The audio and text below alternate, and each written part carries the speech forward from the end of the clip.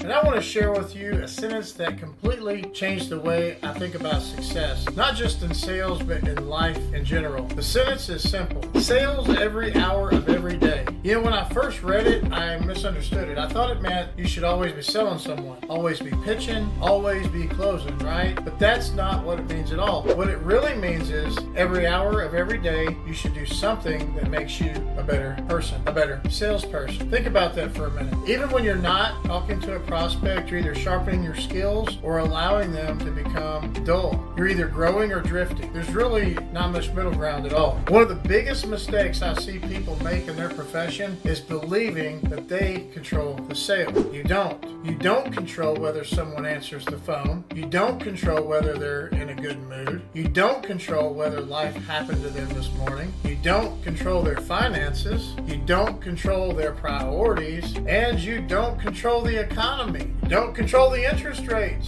And you certainly don't control another person's decision. But here's what you do control. You control whether you make the next call. You control whether you smile before someone answers. You control your enthusiasm. You control your preparation. You control your attitude. You control your schedule. You control whether you read another chapter tonight or watch another hour of meaningless television. You control whether you practice your presentation just one more time. You control whether you role play objections.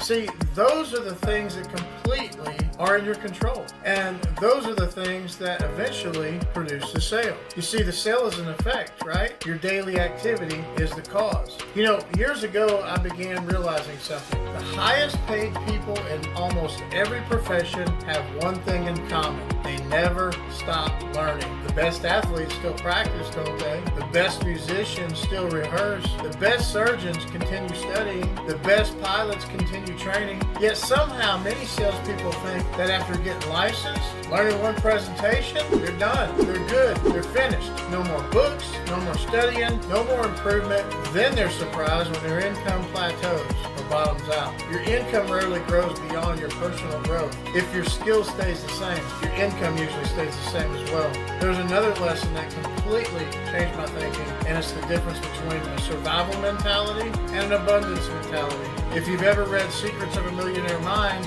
you know exactly what I'm talking about. A survival mindset sounds like this: I hope this person answers. I need this sale. Did you hear the fear? Everything depends on one conversation, one appointment, one paycheck, one opportunity. Now compare that to an abundance mindset. If this person isn't interested, I'll find another one. If today doesn't go well, tomorrow I got another chance. I simply become more valuable. I'll improve my skills. I'll make one more call. I'll create more opportunities. That's abundance. Abundance doesn't come from your bank account. It comes from your confidence that you create repeatedly.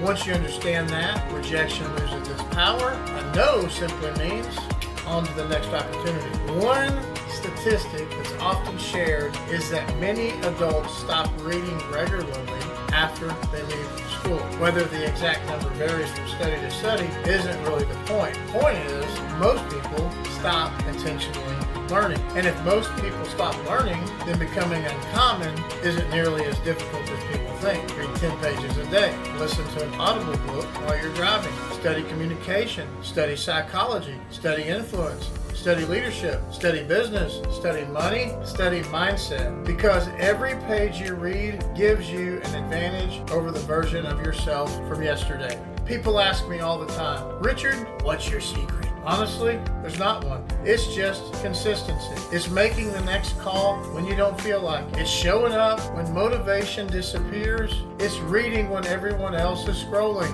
It's easy. That's what's going on these days. It's practicing when nobody's watching. It's investing in yourself long before anyone notices the results. That's where confidence comes from. Confidence isn't something you're born with. Confidence is evidence. Evidence that you're prepared. Evidence that you've practiced. Evidence you've earned the right to believe in yourself.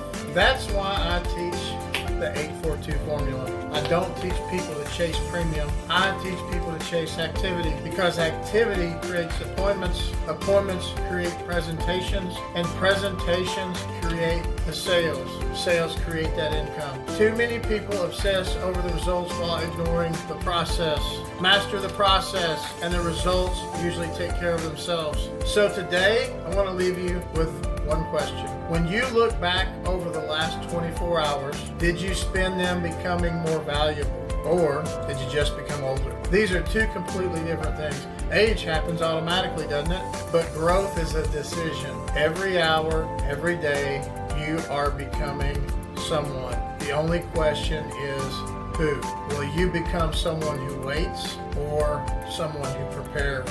Someone who hopes, or someone who creates? Someone who survives, or someone who thrives? Remember this: you may not control today's sale, but you absolutely control today's preparation. And today's preparation determines tomorrow's opportunity. So read that book, make the call, practice that presentation, learn the skill, invest in yourself, because sales isn't something that you do, it's someone you become every hour of every day.